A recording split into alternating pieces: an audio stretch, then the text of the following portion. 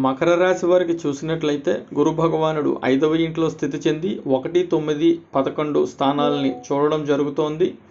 దీనివలన ప్రసవము గర్భధారణ కోసం ఎదురు చూస్తున్నట్లయితే ఈ కాలం మీకు ఆనందాన్ని ఇస్తుంది.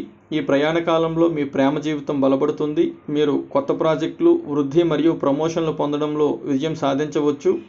ఊహాగానాల నుండి లాభము, ప్రేమ మరియు ఉన్నత విద్యా విషయాలలో మెరుగుదల. మీ పిల్లలు కూడా మీకు ఆనందాన్ని ఇస్తారు.